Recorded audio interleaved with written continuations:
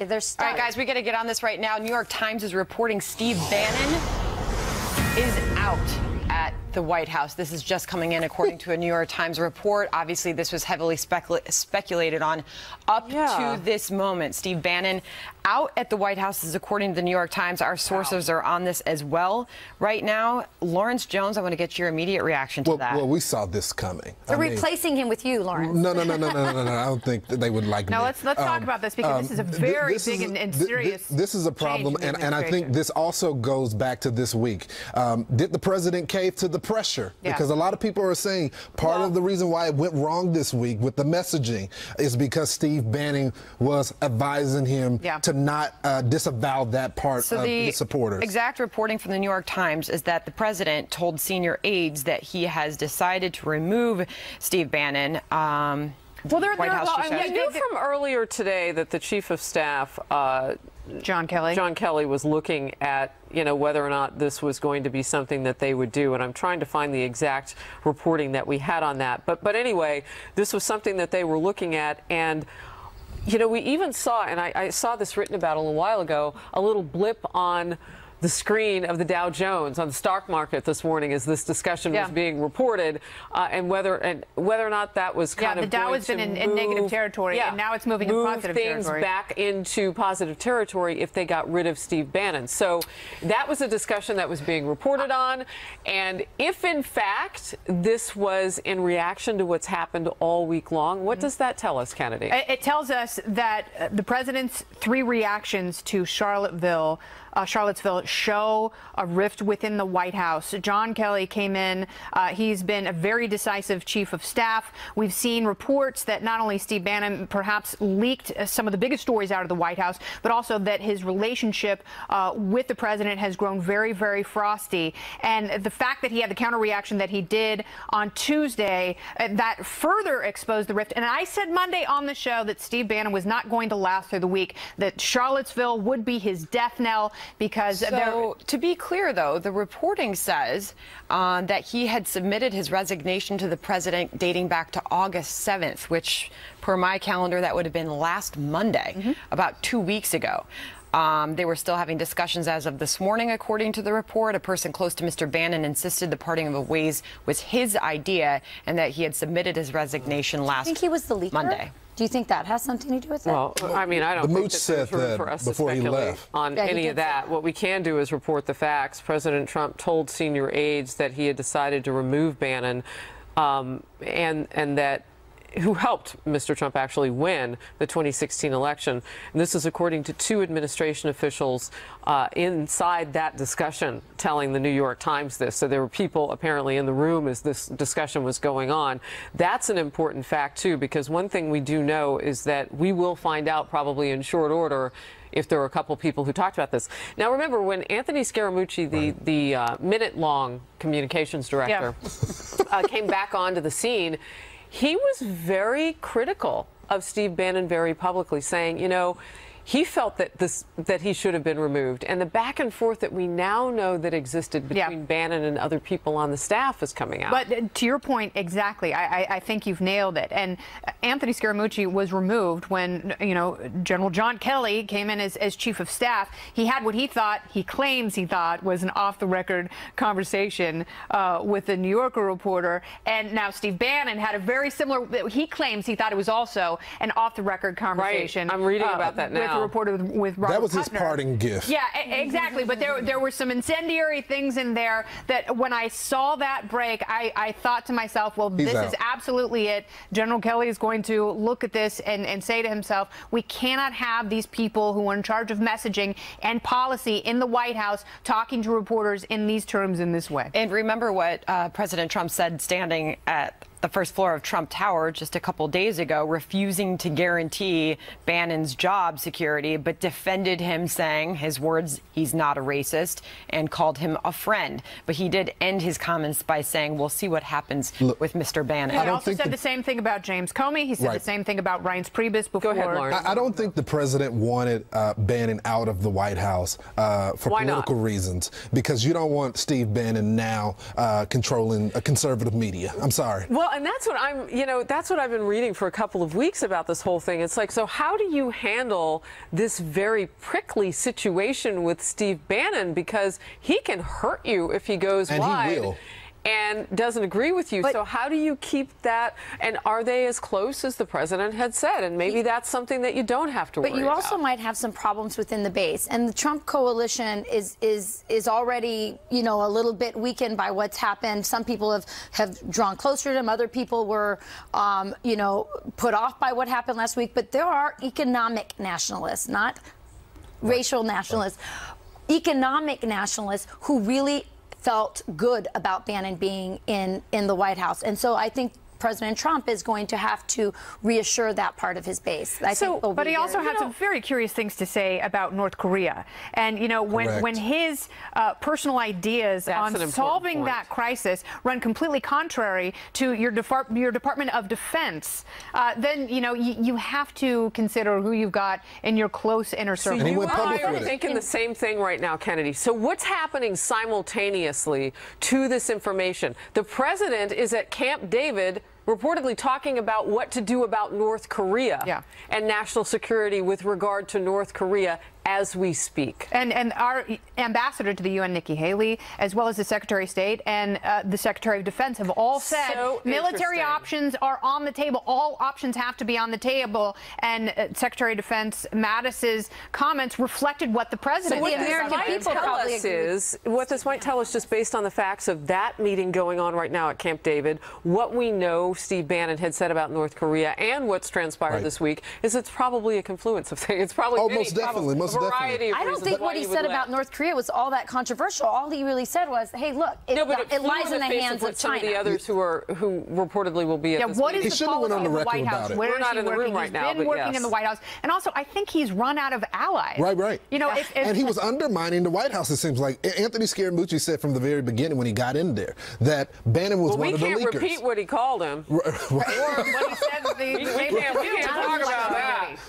We can't even. I just feel like it's very shady that the leaker was next to the president the entire time, and it seems like it. Does this help the president? How does this help the president? Well, I do. I think that it helps the president. I feel like it does. I think Bannon was a problem from the very beginning. It did help him in the beginning because, you know, you got that part of the base to support the president as a result. But now I think it's time to part ways.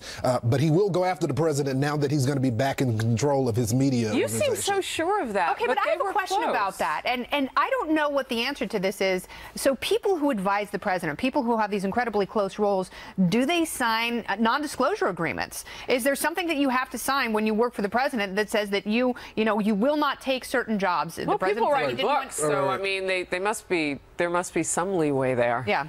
This real quick. So from that interview that Steve Bannon said he thought was off the record, which is such a trend now. You leave the White House and then you do like an off the record thing. He said, quote, "Ethno-nationalism, it's losers. It's a fringe element," Bannon said. "I think the media placed it up too much and we got to help crush it, you know.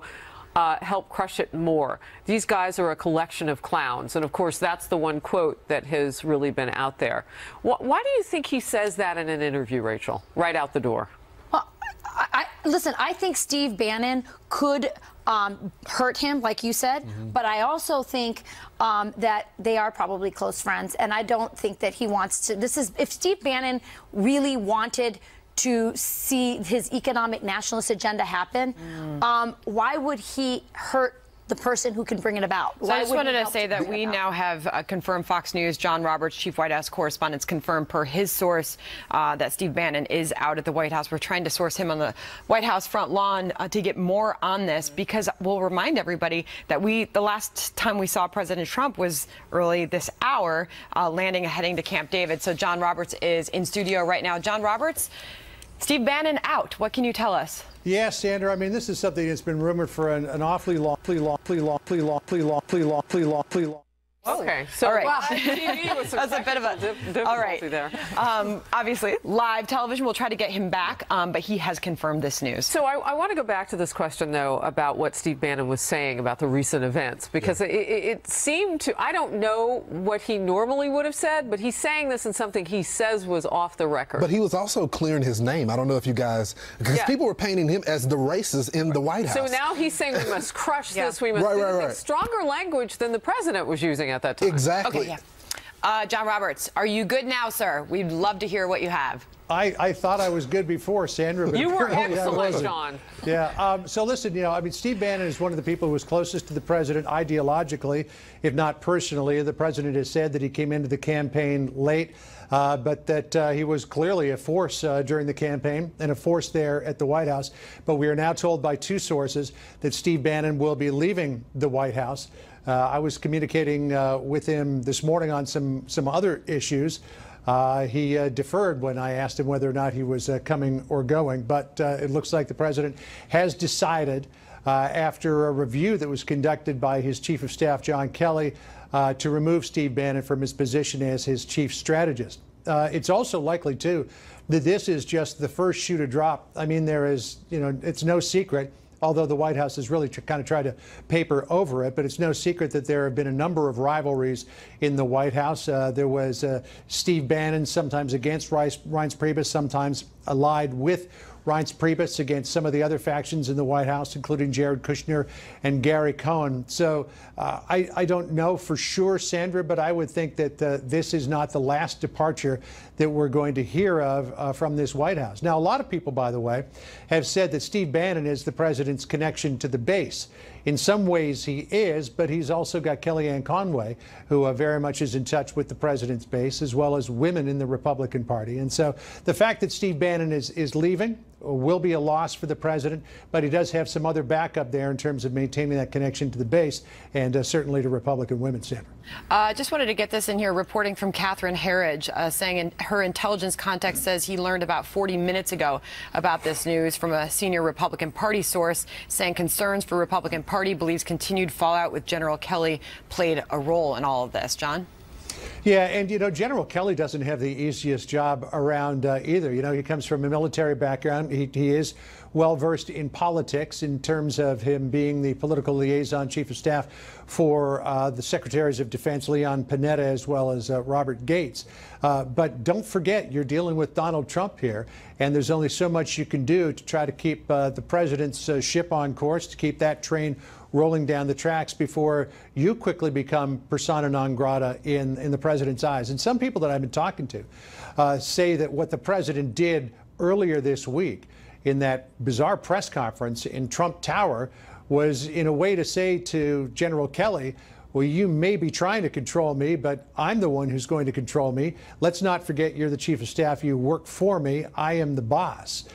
So General Kelly, I think, he's probably got a very tough challenge there.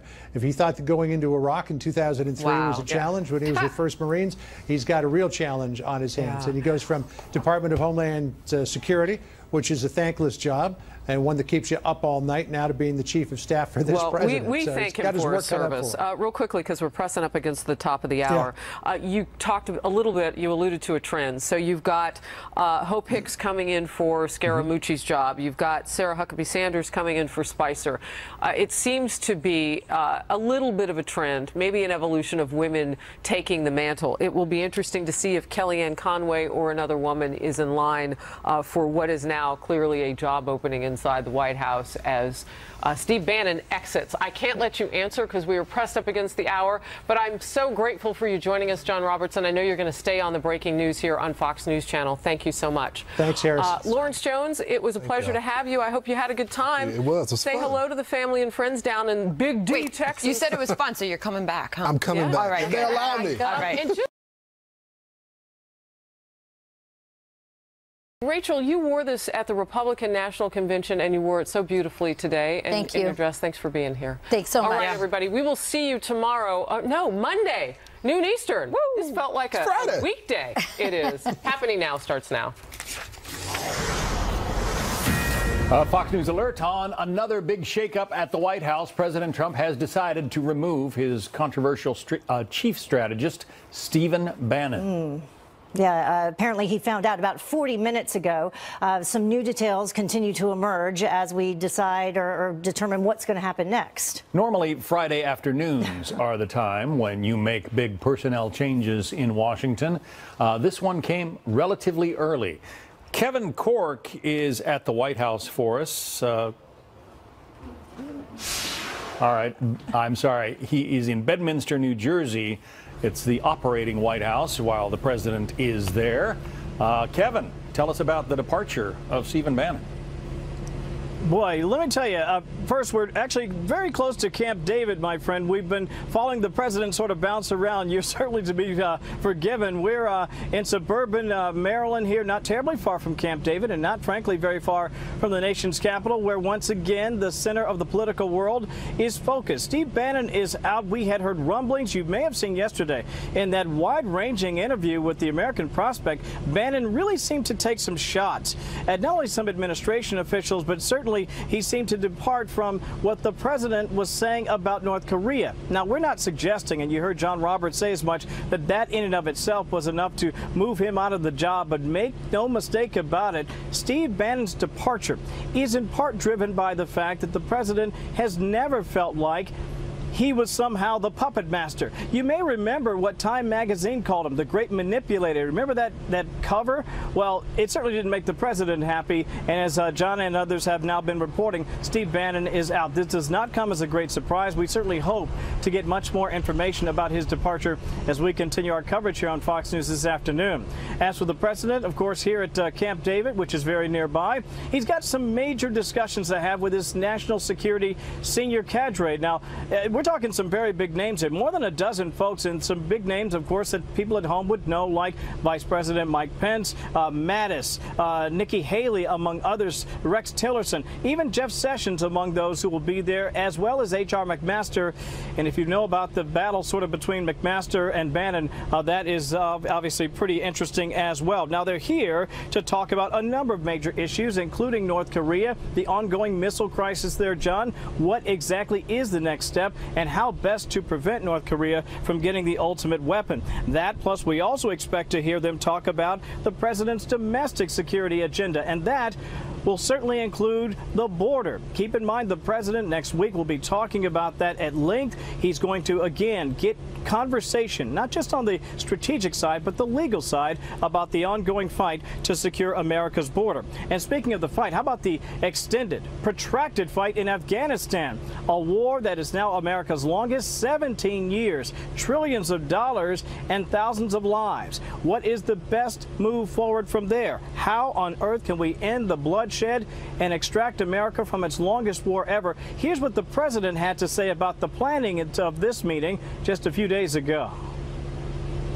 He said, and I'm going to tell you just very quickly, that the president said, look, we're going to take a very close look at it. Now, what does he mean by that? Simply speaking, he's been in concert with a lot of people who feel like enough is enough for America in terms of what it has extended and spent, frankly, in that region of the world. But will that line up, John, with what his generals have to say? We'll see what General Mattis and others, of course, will tell him about that. Maybe we get a good readout. We'll all be watching very carefully. But clearly, the big story at this hour, Steve Bannon is out, and of course we'll continue to circle around that story, and we'll bring you all the latest details as we get it. But for now, back to you, my friend.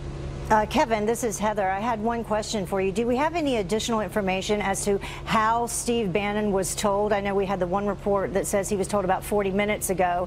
Do we know how he was told, and do we know anything about the president's reaction or mood at this point regarding it? Yeah, good question, Heather. We don't have a sense of the president's mood about this, but I really think the president tipped his hand in talking about Steve Bannon just the other day when he said, listen, Mr. Bannon joined the campaign late. Again, sort of deflecting this idea that somehow he was the main force behind the Trump train. He also said he's a good man and we'll see. Remember when he said that? I think that laid it out right there that we kind of felt like the writing was on the wall. What does that mean in terms of how soon did Bannon find out, maybe after those comments, that he was out of a job? Or did it happen suddenly? I've been doing what I should do, and that is checking my phone, texting back and forth with administration officials. I don't have tons of guidance to share with you. Let me just double check and make sure I didn't get anything during this live shot. We'll let you know. So I don't have anything more, but as I get it, certainly I promise I'll pass it along to you, Heather. All right, Kevin, we'll check back with you. Thanks. Kevin Corke stays on top of things. He sure does. Joining us now on the phone, Dana Perino, former White House press secretary under George W. Bush and co-host of The Five here on Fox News Channel. Dana, when people hear about this palace intrigue, you know, chairs being shuffled around in the Oval Office, they might not think it affects them, and maybe it doesn't. What, in your view, does the departure of Steve Bannon mean to this administration? I think a couple of things, John. First, I do think that it is true for a company as it is for the government that personnel is policy. And so the team is very important, and who you have there is important. I think that this is a continuation of General John Kelly helping the president refocus the White House team. And I'm going to give you 3 B words. Steve Bannon had become a distraction because he was getting a lot more attention even than the president. You saw that even at the president's frustration with that book that Joshua Green of Bloomberg wrote. There was also reportedly distrust amongst the White House staff when it came to leaks and the belief that Steve Bannon was leaking about them and their colleagues, their friends. And third, I would say destruction. Steve Bannon had reportedly said he did not plan to be at the White House for longer than 8 to 12 months. Well, you know, it's August. It's the 8th month of the presidency, and he hit his deadline. But I also think that when it comes to destruction, when he called Robert Kuttner, the reporter of the American Prospect, the other day, and just laid it all out there and really basically undermined President Trump on his North Korea policy, I think that was probably the final straw for the president. And for his chief of staff, General John Kelly, who is a military man after all, for him to read those words from Steve Bannon that essentially there is no military solution to the North Korean problem. That's what Bannon had to say. And for General Kelly, well, that's not acceptable. Well, and also because if you're the president, you had just told North Korea that you will fight with fire and fury, and that was a successful move because North Korea backed down. They did not shoot missiles at Guam this week, and you also got China, from a diplomatic standpoint, to push back against North Korea. So I think that this is just a resettling of the White House. I've never seen this much change within a personnel in the White House, but I think that this is probably going to be good, especially for the staff. And apparently, Steve Bannon says he's prepared to help the president with his agenda when he's outside of the White House as well. We'll see if that's helpful or hurtful. I don't know if this week that Bannon's advice was helpful to the president in dealing with the aftermath of Charlottesville, but time will tell. That's what I was actually going to ask you, Dana. Do you think that this is also an effort to distance the administration from the, you know, alt-right nationalists? Because, of course, Steve Bannon was connected to that. Well, so yes, when Bannon was head of Breitbart, he said that he was providing a platform for the alt-right. And I had said on The Five, I think that the president would not pay a political price if he distanced himself from the alt-right. And in some ways, symbolically, yes, it could be the case. But I actually think that the firing, whether it was a firing or a resignation, is still in question. The New York Times is reporting that Steve Bannon submitted his resignation on August 7th. And the president had waited to decide what he was going to do. He doesn't like conflict in his inner circle. And I do think that he appreciates some of the work that Steve Bannon had done to help get him to the presidency. But he wants to be the main event. And regardless of what an advisor can tell a president to do, the president himself or herself in the future, they are the ones responsible for what they say.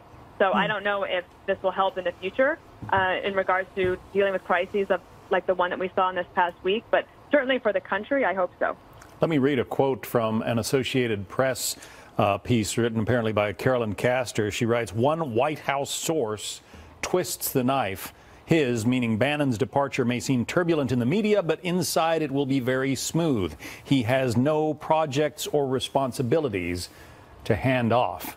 And that's a way of saying that's a sick burn right there. That's what they call that, John. That's somebody who's in the Oval Office. It means that you are. Ouch. It means you are so irrelevant to the operation that it doesn't matter if you leave. But please go. You are a distraction. We don't trust you. And you have been destructive to the White House and to the party, and so it will be better if you're not here. At this point in time, when so many Republican senators and members of Congress are so critical of the president for his handling of the Charlottesville incident, does the departure of Steve Bannon hold out hope that maybe there will be a little less rancor within the Republican Party?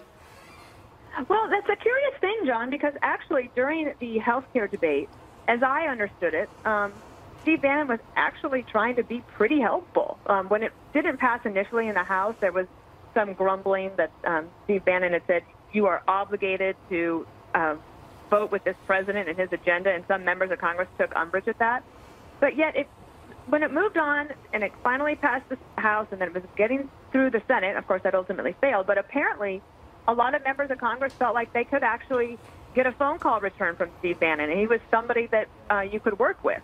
So I don't know if members of Congress will think that it will be easier or harder to work with the White House now without Steve Bannon, but I don't think he was entirely unhelpful to this president. I think that he did some good work for him if you're looking at it from President Trump's point of view. Dana, there's some information that has just come our way from Doug McKelway. Apparently there, and this is not entirely unexpected, 19 different conservative groups are protesting the removal of Bannon, and then possibly Kellyanne Conway as well. Do you think that she's next? Oh, goodness. I certainly have not heard that at all. And in fact, she was utilized today very effectively by the White House to give some context and information for reporters this morning. So I certainly haven't heard that about Kellyanne Conway. And I think one of the things that Steve Bannon wanted to do is he could not stand the establishment. And he exposed the establishment for what he thought it was.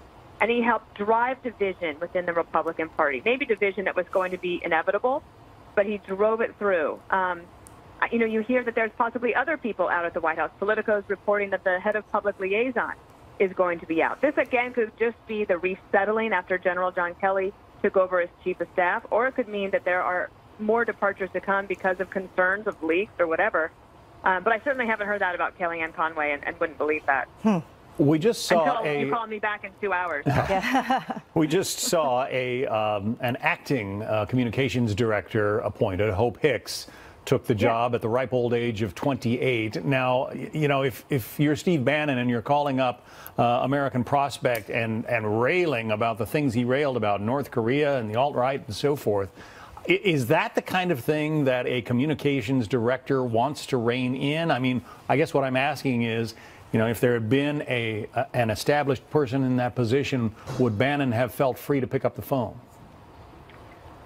Possibly not, but I think the person who most would want Steve Bannon not to make that phone call is the President of the United States. Right. So that was really the egregious part. I think that Hope Hicks could do a really good job. I mean, she obviously has the ear of the president.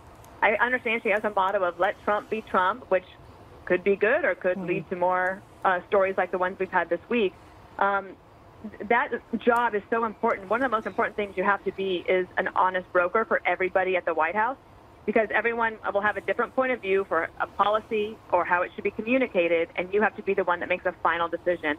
And it's a lot of long-range planning. It's not day-to-day press work. That's actually the job of Sarah Huckabee Sanders.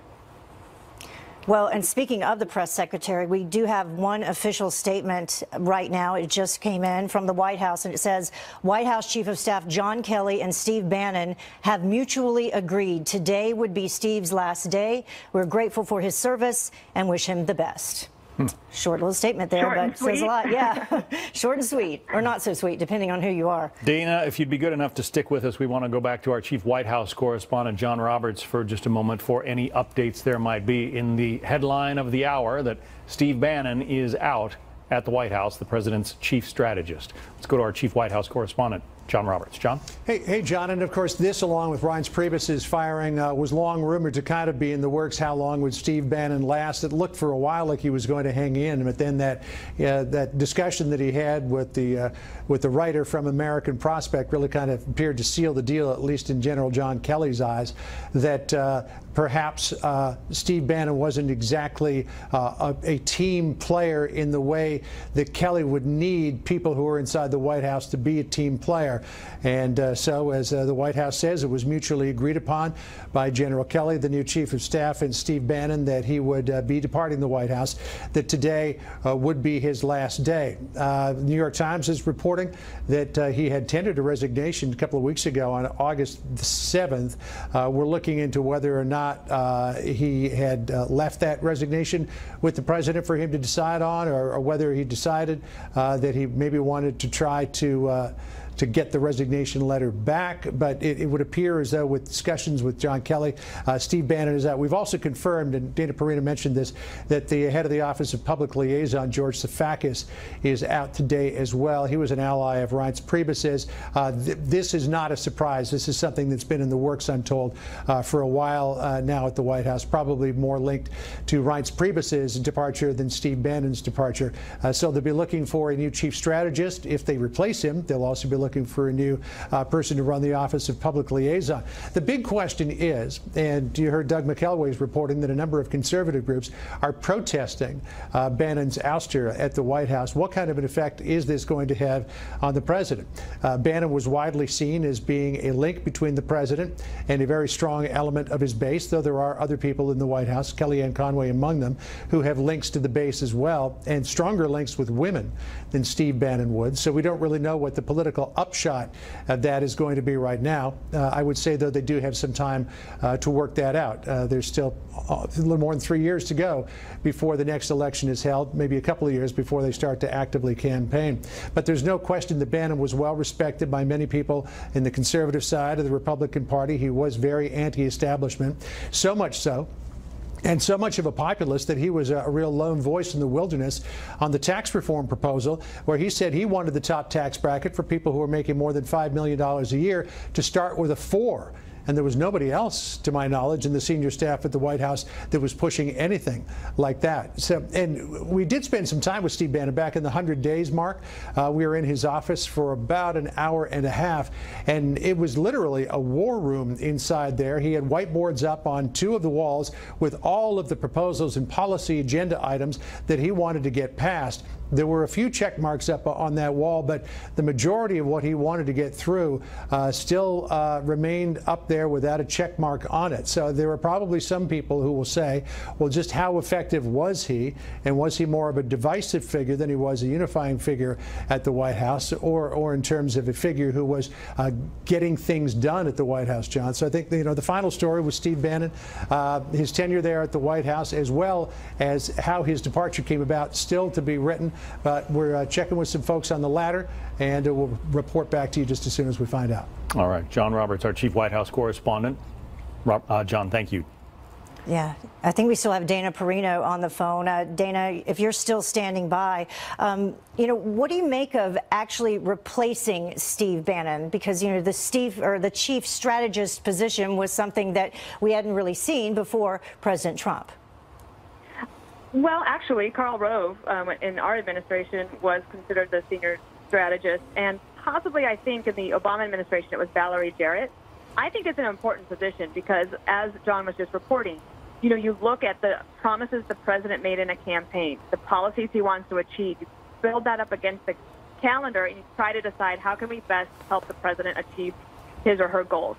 So I think that a chief strategist is actually a very good one, and not to add anything more to her plate, but I sort of feel like Kellyanne Conway already plays that role to a large extent, and I know she's got many different hats that she's wearing right now, but in many ways I think she is perfect for the role of chief strategist for the president.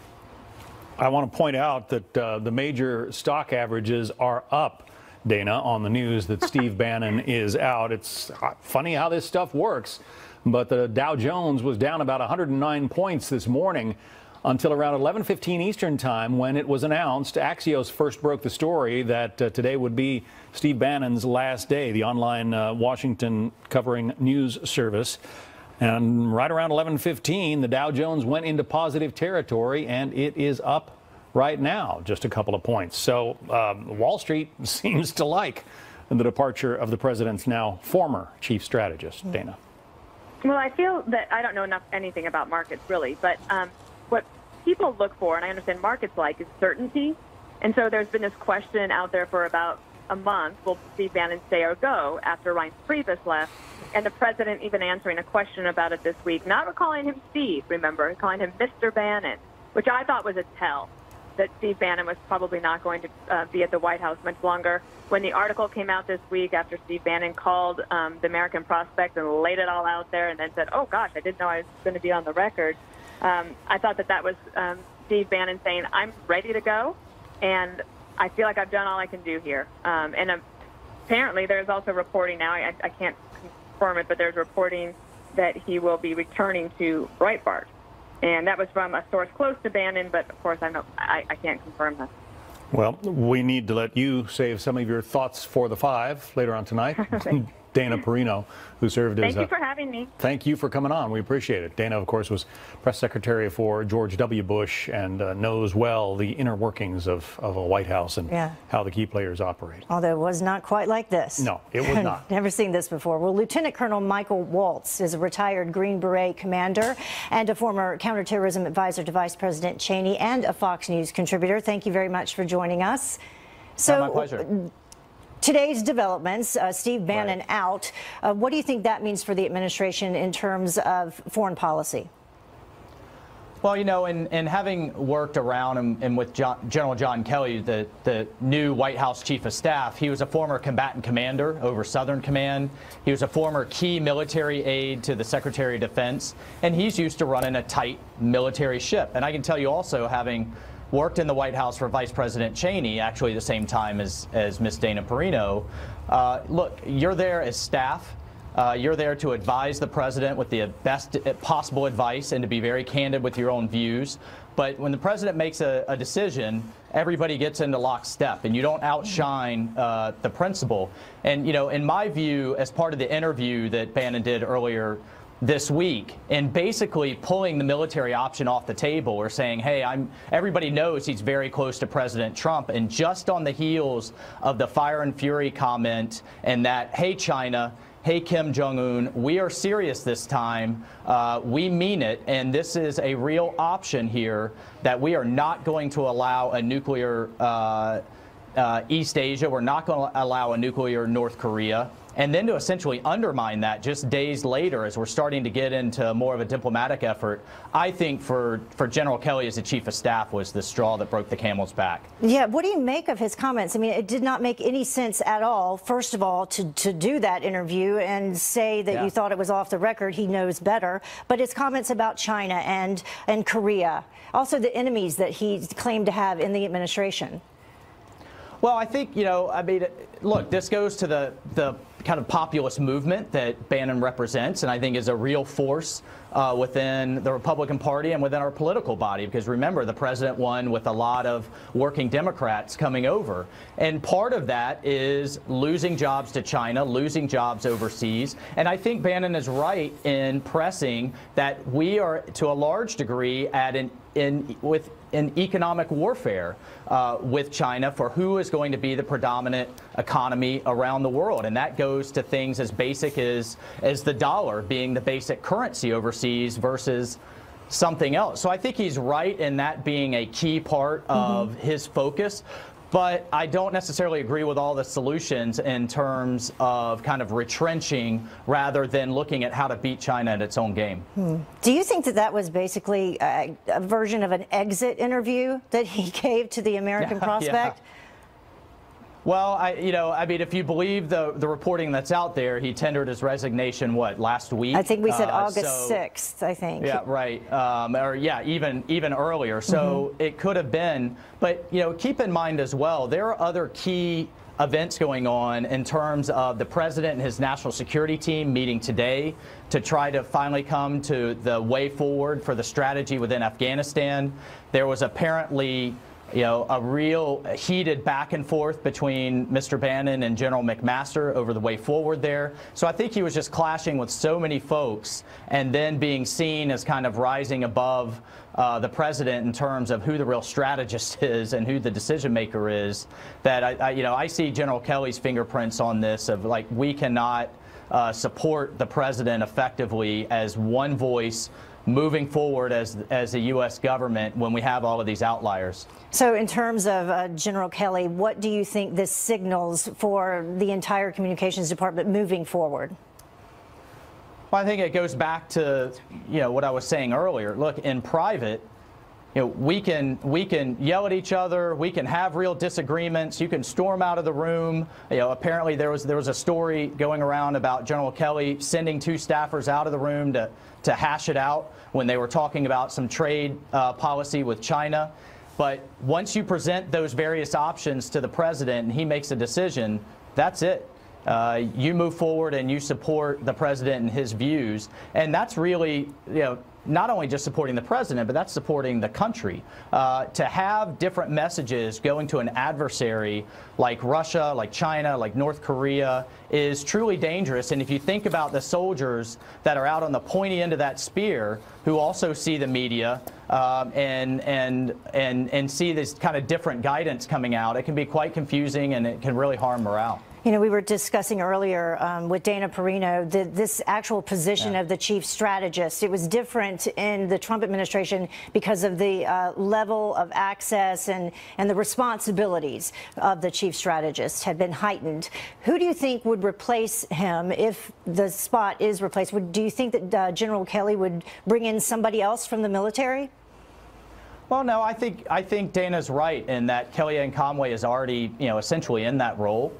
It is an important role, and I've told, a lot of folks going into this new National Security Council and this new team working for General McMaster that, look, we can put, and you guys can put great policy forward, but you have to understand that once it leaves the National Security Council and enters into the Oval Office, there are all kinds of other cross currents that are going to come there. There's the congressional piece, there's the political piece with the president's campaign promises, there's his broader coalition.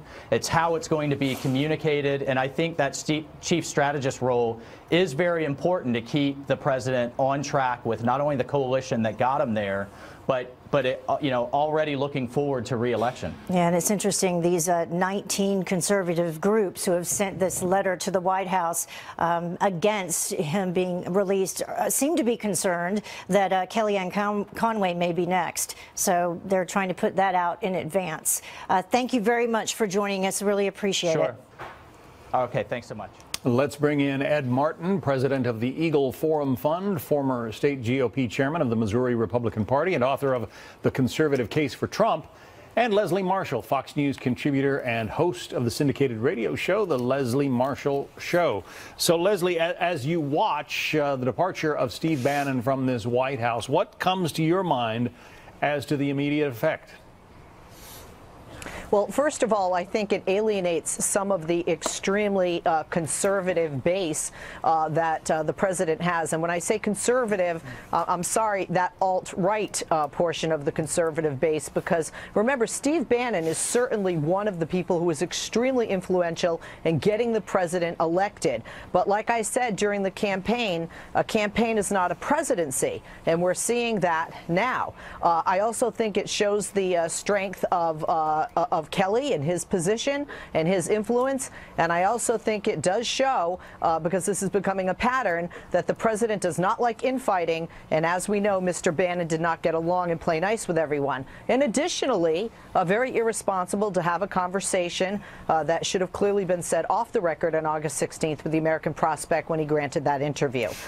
So I definitely think this shows that there's somebody there saying, hey, you haven't been able to rein in this president that you you got to be president, because I think Steve Bannon was keeping Donald Trump, much like the campaigner Donald Trump and not the president that he is now, with the no filter, unhinged, if you will, tweeting and speeches that we have heard most recently. Ed, we mentioned you are the author of The Conservative Case for Trump. Are you sorry to see Steve Bannon go?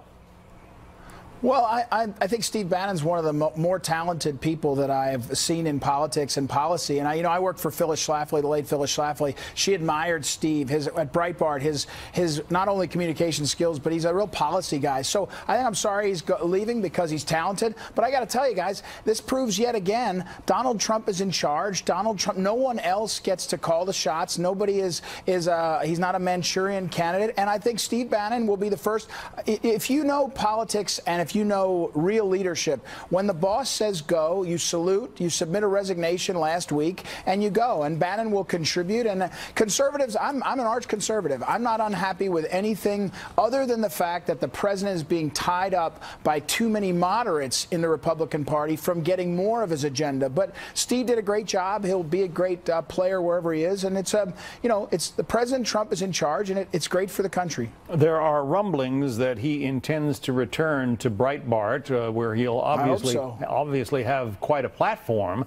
What if his positions there don't agree with this White House? I mean, what if essentially there becomes some kind of a war between Breitbart and the Trump administration? Well, if you're asking me, Steve Bannon, when he was at Breitbart, he disagreed with lots in the party. He disagreed with Trump periodically. I think you saw that. Most good people, I think Trump is good. I think everybody on this show is good, want to get better things happening. When they disagree, they'll disagree. And I think I don't think that will be a war. I think it'll be a disagreement about the direction of the country, and we'll see where it goes. This is playing out in Alabama, by the way. Roy Moore is sort of more conservative, and Senator Strange is less. But Senator Strange worked with President Trump, so there's disagreements. That's okay, right? The progress is for America first, because our country has been really stuck and our people have been stuck, and Trump is bringing us out of that. It's all good from where we're sitting out here in the conservative heartland. All right, Leslie, would you agree with that assessment? No, absolutely not. I think that the president does and says what's best for the president, and I think, quite frankly, some of the very damaging tweets that he has made have been damaging to the country, whether you're threatening other nations, with war or nuclear war, whether you're saying irresponsible things about wars that did not exist, that imply the slaughter of someone like in a Muslim religion, if you will, to control ISIS. I mean, the list goes on. I think here what we see is a White House, especially with Secretary Kelly being put in the position to perhaps clean things up a bit, trying to put America first and trying to keep the president on course in the job that he was elected to do, and not go off the rails and become unhinged, as we have seen as of late. And I think that Steve Bannon is not in agreement with some, perhaps in the family, like Ivanka Trump and Jared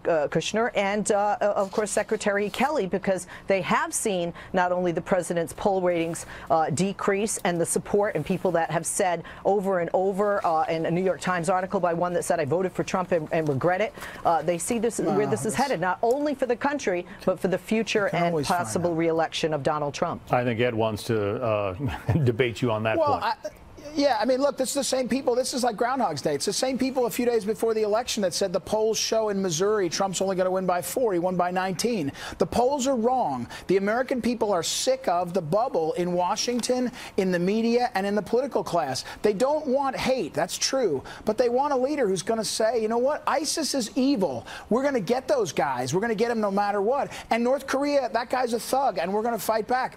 Trump is doing that, and he's putting us over China. And all you folks that think that something has shifted in America, where the voters are, we're feeling better. Not perfect, but we're feeling better for the first time in a long time. That's what's happening out here. Yeah, the stock market's feeling better, and as I mentioned a couple of minutes ago, the stock market is feeling better today after the ouster of Stephen Bannon. So that's interesting, how they digest that on Wall Street.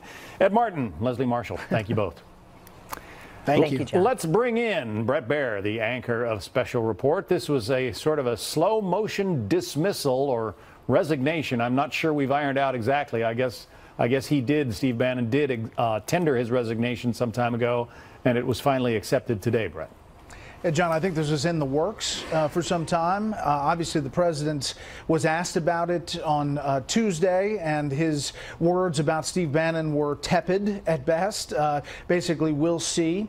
Remember that as chief strategist, Steve Bannon has been the guy that has been trying to keep the president on track when it comes to his campaign pledges, what he promised to do.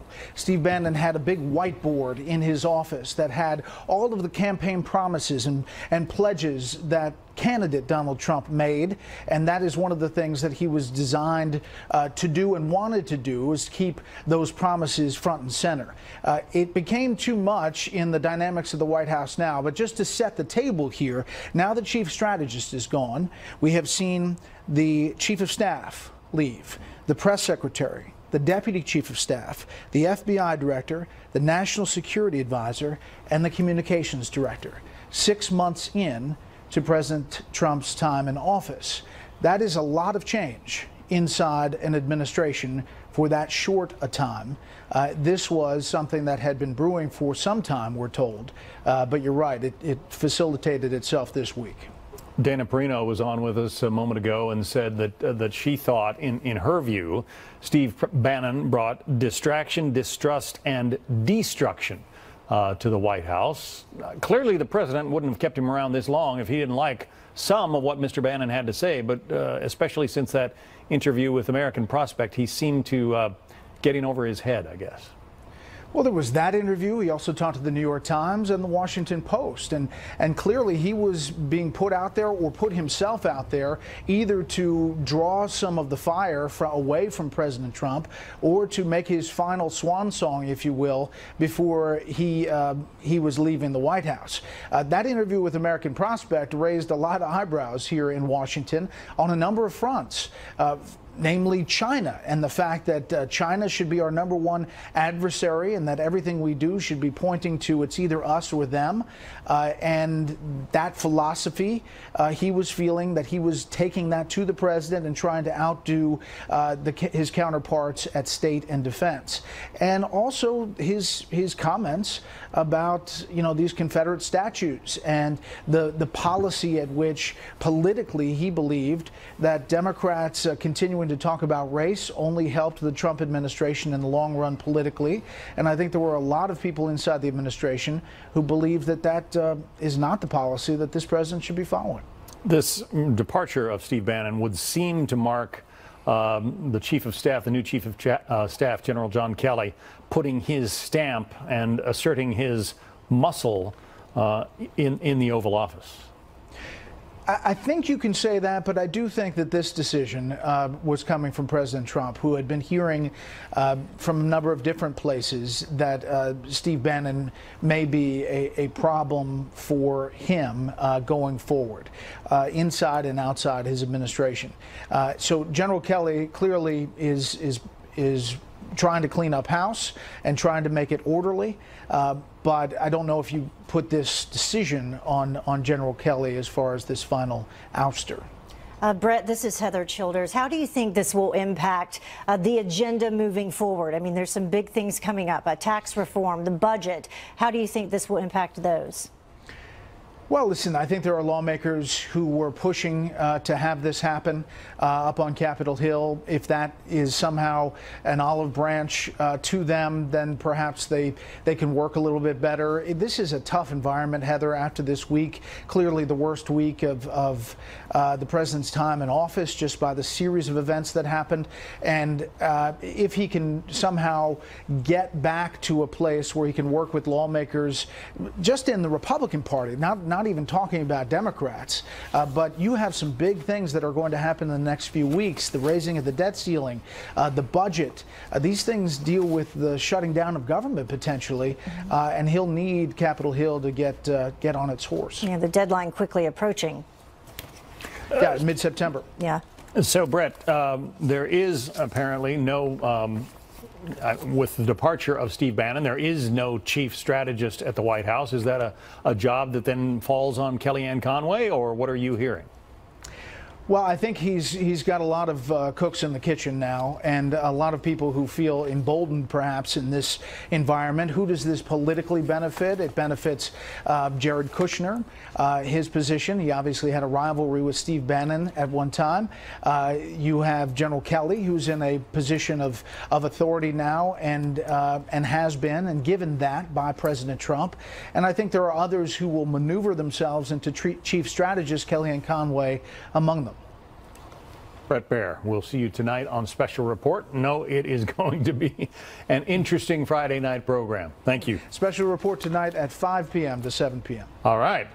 So that's a special report. 2 hours there worth. You go. Thank you. Lots going on, lots to talk about. Jonathan Schanzer is Vice President of Research at the Foundation for Defense of Democracies and a former terrorism analyst at the Treasury Department. He joins us now to talk a little bit more about these developments. Obviously, front and center in the news is this terrorist attack that happened in Spain. We have 13 people dead. We have, 24 countries impacted all across the world. How do you think this will impact our foreign policy? Well, I think it reinforces the fact that we're still fighting jihadism. We're still fighting Islamic fundamentalism. And in fact, that even as the Trump administration puts the final touches on dislodging ISIS from Syria and Iraq, what we're going to see is a dispersal of many of these jihadi fighters. They're going to be going back to where they came from. So that means going back to countries in the Middle East as well as Europe. And we're going to see, I think, more attacks along the lines of what we saw yesterday in Spain, and this is going to create the need for greater coalition building, greater coordination between this White House and our allies across the world. And do you think that this means that we will have a tougher response? Because, Steve Bannon, that's one of the things that he was known to promote. But we also have General John Kelly, who is still there, and we've been talking about, his strength and the things that he can accomplish. Sure. I think General Kelly, General McMaster, you've got a strong team there, not only on Islamic fundamentalism and ISIS and al-Qaeda, but also on issues like Iran and North Korea. I don't think that the team that the president has assembled is going to back down on these issues. I think it'll be interesting to see whether there are nuances or slight shifts in terms of the rhetoric, and that's something we'll just watch for in the coming days. Yeah, and we were just discussing that because the rhetoric seems to, someone says one thing and then another person says another thing. It will be interesting to see if they can coalesce behind, one common message. Thank you so much for joining us. Pleasure. Let's check in with our media panel now. Ellen Ratner is bureau chief for Talk Media News and a Fox News contributor. Melissa Quinn is breaking news reporter for the Washington Examiner. Thanks, both of you, for being here. Thank you. So, Melissa, from a media standpoint, does the departure of Stephen Bannon, will it quiet down some of the coverage, some of the criticism that's been directed at this White House, especially over the last week? I think that Steve Bannon's departure is really going to play big. I think the big media outlet to look at is going to be Breitbart News. Obviously, he oversaw Breitbart as its chairman, and they have been known to really come to Steve Bannon's defense. But just like you said, Steve Bannon's future and his role with the administration has been a major part of the palace intrigue that we've seen come from the White House really since President Trump's inauguration in January. Obviously, it seems like the hope is that now that he is departing the White House, maybe this really ends a period of chaos and turmoil for the Trump administration. But that really is the million-dollar question as to how that this plays out on the broader media stage. Does it quiet some of the criticism that the White House has received, Ellen? I don't think so, actually, because as we know, any CEO, and President Trump is the CEO of that organization, sets the tone. And I think that we are going to see a lot more in palace, in fighting among the palace big shots. I don't think this is going to end it at all. And I think that's, changing decks on the Titanic, changing chairs on the decks of the Titanic are not going to make a difference. I think we're going to just see much more palace intrigue. The president is clearly upset about what happened to him this week. He was excoriated in the press, called it fake news again, and said that the press is dishonest about what he said about Nazis, neo-Nazis, and so forth. Melissa, do you want to take that one on? Is he right? I mean, I think when you look at his base among Republican voters, there was recent polling that showed that the Republican Party, those who supported it, actually approved of the president's response to what happened in Charlottesville. Well, which response? I think we need to pin that down. I believe CBS News did some polling after the Tuesday press conference at Trump Tower, and what they found was that when asked if the president's response about shifting blame to many sides of those involved in the protests, the large majority of Republican voters, I think it was 68%, said that they felt like that they agreed with that statement, that there was blame to go around on both sides. Obviously, President Trump takes a lot of the criticisms from the media very seriously, and that's why he often takes to his Twitter account to excoriate the press. Now, obviously, whether or not he can redeem himself from those comments in future weeks, that's up to him. James Murdoch, Ellen, who is one of the heads of this organization, very publicly said that, you know, there is no such thing as a good Nazi, and really put down the president, in effect, for failing, in his view, to state exactly what happened in Charlottesville and how we should respond to it. Other media outlets seem to be doing the same thing.